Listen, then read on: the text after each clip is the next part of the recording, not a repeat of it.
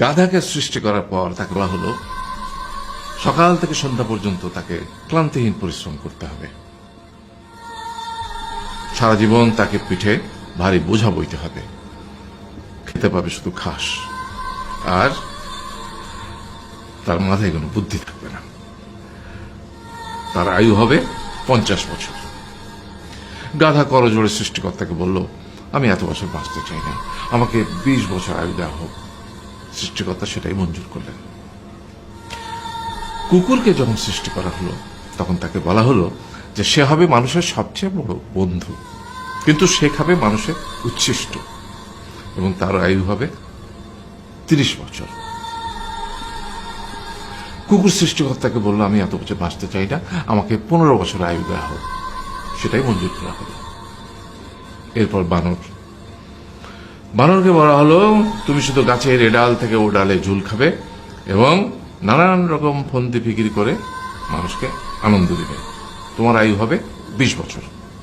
মানুষ বলল, আমি 20 বছর বাঁচতে চাই না, আমাকে 10 বছর দেওয়া হোক। সেটাই মঞ্জুর করা হলো। এবার এলো পুরুষ মানুষের পালা।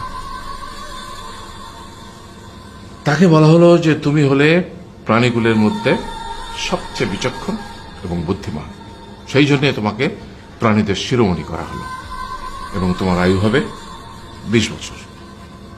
তখন পুরুষ মানুষ বলল, করজোড়ে বলল সৃষ্টিকর্তাকে যে 20 বছর আয়ু অত্যন্ত কম, হে প্রভু, আমাকে ওই গাধার সে যে 30 বছর আয়ু চায়নি সেটা আমাকে দেয়া হোক, ওই যে কুকুর 15 বছর ফিরিয়ে দিয়েছিল সেটাও আমাকে দেয়া হোক, আর যে বানর 10 বছর নেয়নি সেটা আমাকে দেয়া হোক।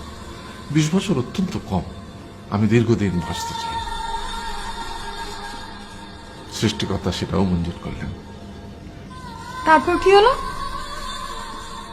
সেই থেকে ছেলেরা পুরুষ মানুষ হিসেবে বাঁচে 20 বছর, তারপরের 30 বছর সংসারের বোঝা পিঠে করে বয়ে বেড়ায়, সেটা কার মতো? গাধার মতো।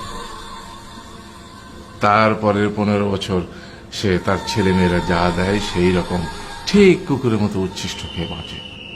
আর তারপরে বৃদ্ধ বয়সে ঠিক বানরের মতো, যেমন গাছের এডাল থেকে ওডাল ঝুল খায় বানর, তেমনি এই ছেলের বাড়ি থেকে ওই ছেলের বাড়ি, আর নানান রকম ফন্দি ফিকির করে তার নাতি নাতনিদের আনন্দ দেওয়ার চেষ্টা করে।